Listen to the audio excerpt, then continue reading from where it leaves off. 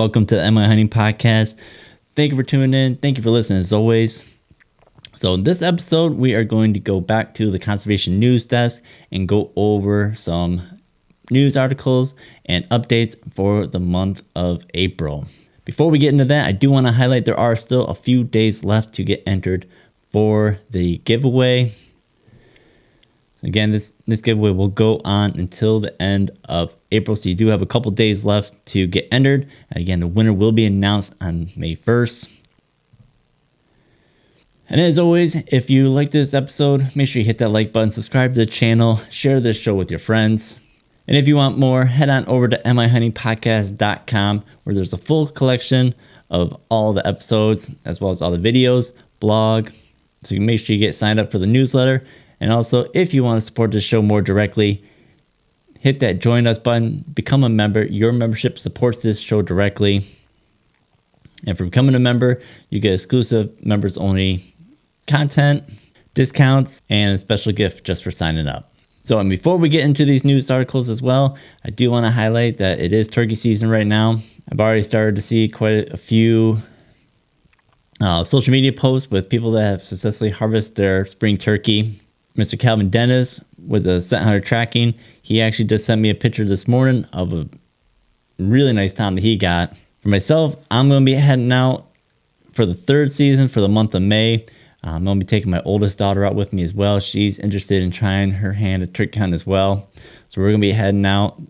So hopefully we can fill a turkey tag for her. Again, she had her success with her very first deer hunt last year. So I think she's caught the hunting bug, that's for sure. All right, so let's get into these stories here.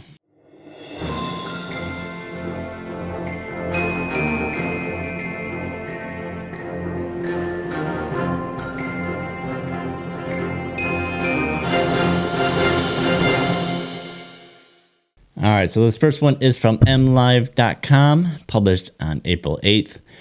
Rare gray wolf killed, not seen in southern Michigan for 100 years. How did it get here? So this paid pretty big news kind of across the state. So if you hadn't heard about it, at least if you're in Michigan, this was a pretty big thing, a wolf getting killed in southern Michigan. So Calhoun County, Michigan, what was the lone wolf doing in southern Michigan when it was killed in January? A hunter told state officials he thought the animal was a coyote when he shot it and killed it. But DNA testing later showed that the animal was federally endangered gray wolf. Experts are looking into how the wolf got to southern Michigan. It's not part of the known population area, according to Michigan DNR biologist and large carnivore specialist Brian Roll. They go on to say there are 5 things that they know about the gray wolf killed in southern Michigan. Unusual wolf killing. The wolf harvest was an unusual one because of the state's established population in the Upper Peninsula. Gray wolf were killed hundreds of miles away. Rolls did not have any record of sightings this far south in the Lower Peninsula, he said, estimating it's been 100 years or more.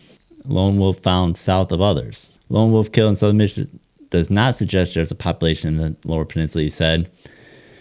Goes on to say, we do not know of any animals in the Lower Peninsula anywhere. Rouse said, based on current information. Rolls said, based on current information, if they are there, they are in numbers so low we can't detect them. So DNR is investigating the wolf incident. Killing a gray wolf or any endangered species could lead the state and or federal charges or citations. Roll declined to comment on the specifics of this case because under investigation by law enforcement division.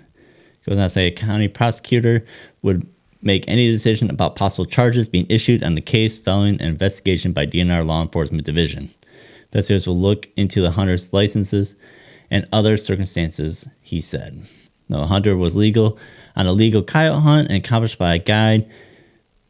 The DNR said the hunter reported the kill to officials and said he initially thought it was a large coyote. The wolf weighed 84 pounds. DNR said while eastern coyotes usually weigh 25 to 40. So definitely over double the size of what a typical coyote would be. So that's kind of interesting, getting caught with that. But then they go on to say here, they bring up an interesting point about how easily it is to misjudge what you see out in the wilderness there.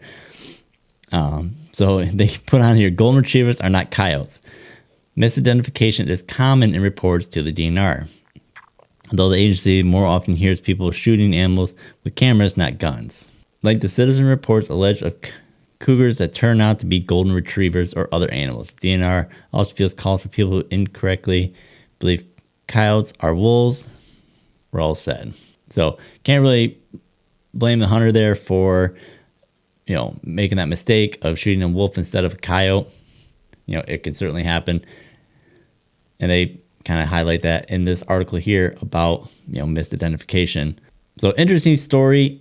Not a lot of information in regards to kind of all the details on if there's, is going to be any form of, legal action taken against him, or kind of, if there's, kind of what the final determination of this investigation as to kind of where this wolf came from. There is another article that came out just a few days ago that kind of gives a little bit more information, but really is kind of just kind of doesn't really say much anything else other than kind of what we already know. So this is from bridgemichigan.com. So Southern Michigan dead wolf mystery deepens. Records suggest it was trapped. So I'm not going to get into all of this other article here. Basically, they acquired the kind of the reports from the DNR through the Freedom of Information Act. So they go on kind of breaking down some of the details of the kind of what the DNR had reported on it. So let's get into it a little bit here. Indeed, the data shows photos of a hunter posing with a wolf carcass were taken in the area. According to accompanying incident reports, videos taken that same night show the 84-pound animal carcass was limp, bleeding, signs of a fresh kill. So there's that. Law enforcement officials first acknowledged and criminal investigation to Bridge 2 weeks ago. At the time, wolf advocates and state biologists raised questions about how a wolf from the North Woods ended up in southern Michigan.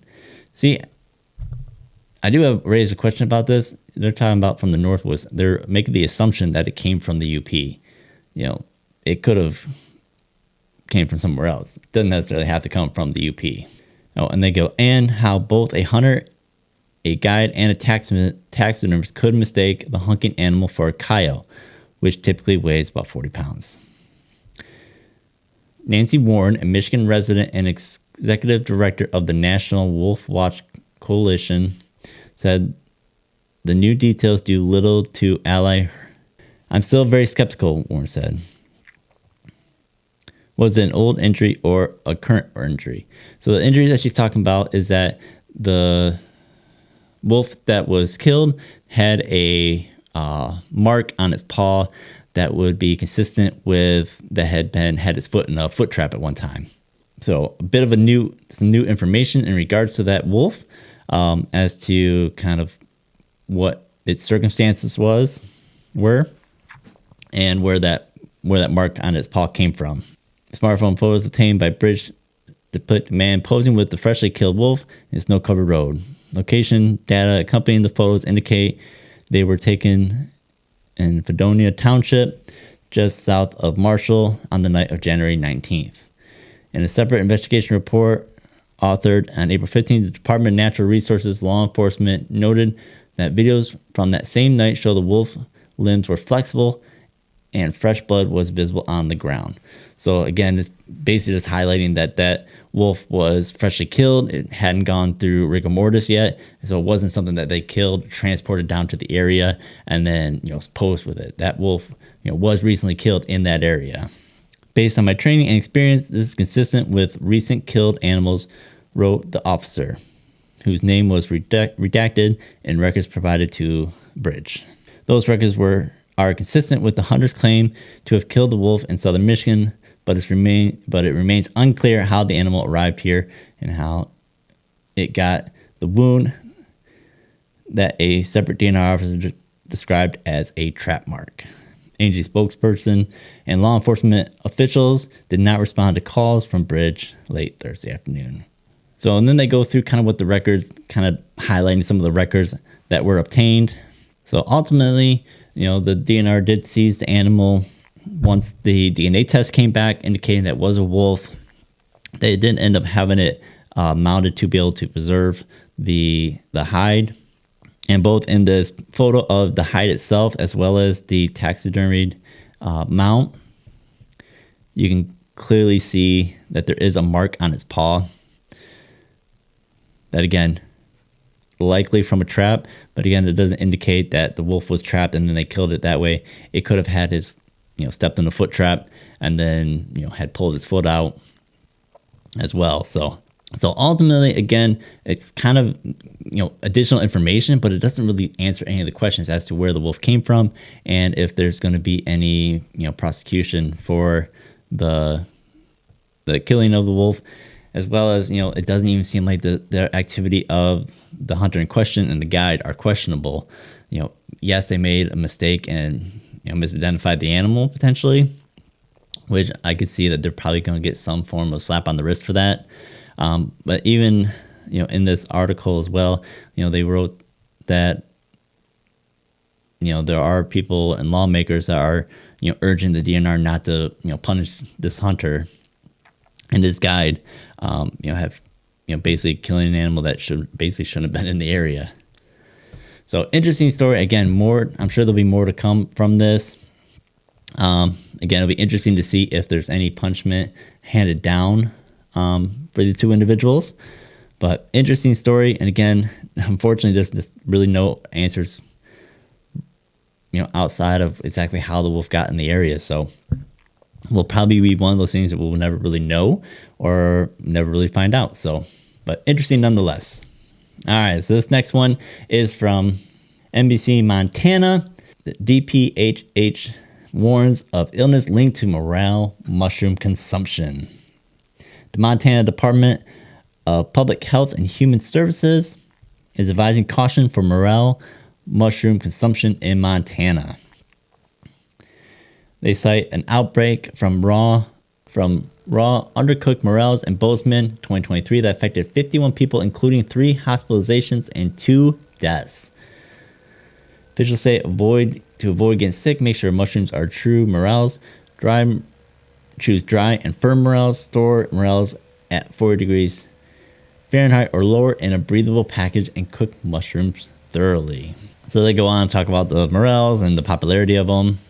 So in spring of 2023, a foodborne outbreak occurred in Montana after a Bozeman restaurant served raw and undercooked morels. A total of 51 people with gastrointestinal symptoms were reported as part of the outbreak, including 3 hospitalizations and 2 deaths. Individuals became ill quickly after consumption, typically within an hour after restaurant meal.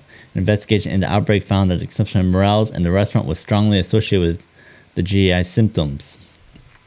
Consumption of raw morels is more strongly associated with illness than consumption of partially cooked morels, although even partially cooked morels were associated with illness. Mushrooms served as part of this outbreak were confirmed through testing to be Morcella. Okay, they were a species of true morels. Despite additional laboratory testing, the presence of specific toxins was not confirmed in morel samples. The toxins in morels were not categorized, and further research needs to be done to better understand morel toxicity. Outbreaks of the illness linked to consumption of morels seem to occur infrequently, but may occur more often than public health professionals or medical providers currently realize, because the symptoms may not be severe enough to cause individuals to seek care, or the illness may not be known to be associated with the morel consumption. And then they go over talking about the prevention steps, you would think be no-brainers. If you're planning to consume morels, regardless of whether they're foraged or cultivated, the following steps should be taken. Make sure the mushrooms you plan to consume are true morels. Choose morels that are dry and firm, and avoid those that are bruised or slimy. Store morels at 4 degrees or below in breathable packages such as a paper bag. Avoid using plastic for storage because plastic bags cause mushrooms to sweat, which promotes growth of bacteria and mold. Cook morels thoroughly. Cooking reduces Toxin levels present in mushrooms consuming raw or partially cooked morels may lead to varying degrees of gastrointestinal illness or even death. Not all that exciting of an article, but interesting that, they are warning of morels, basically making people sick, and that they did, this one restaurant had an outbreak of, a batch of morels that apparently made people sick. So this is the time of year for, morel season, essentially. So do make sure that you are, properly identifying the mushrooms and that you are doing the proper care to make sure that they are enjoyable and don't make you sick. All right, and now we are on to the final story. This is from NPR.org. Fish out of water story ends with 77,000 young salmon in the wrong water. So first, the good news. When a 53-foot fish water or tanker truck crashed and rolled upside down on an embankment next to a creek in northeast Oregon, its driver suffered only minor injuries, and as the truck came to its rest, its tank settled downhill next to the water. The last detail of the crucial for the truck's cargo, some 102,000 spring Chinook smolts and young salmon had been raised in a hatchery. The truck overturned on a twisted road in Mears Looking Glass Creek, and 77,000 fish made it from the tanker into the creek's fresh, inviting water, according to Oregon Department of Fish and Wildlife. There's also some bad news. 25,000 smolts died, recovered from the tanker at the bank of the creek, and the fish that survived are now living in the wrong waterway.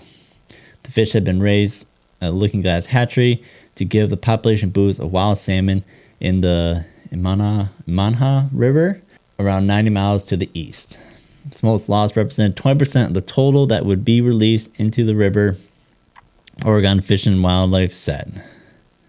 Smolts, a term of young salmon old enough to transition from freshwater to salty ocean, it's been crisp freedom.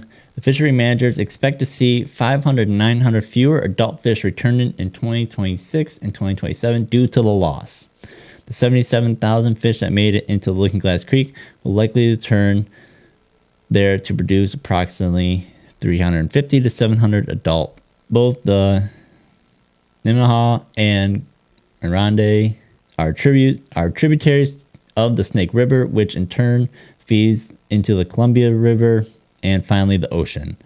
The spring Chinook salmon are federally listed as threatened species in the Snake River, including the fish important origin locations such as the hatchery program is part to mitigate challenges of salmon population posed by hydropower projects, according to the Oregon Department of Fish and Wildlife. For decades, the Nez Perce tribe and the Confederated Tribes of the Metala Indian Reservation have been working to return salmon to Looking Glass Creek and other habitats in the area, looking to restore historic cycle of animal life and human tradition.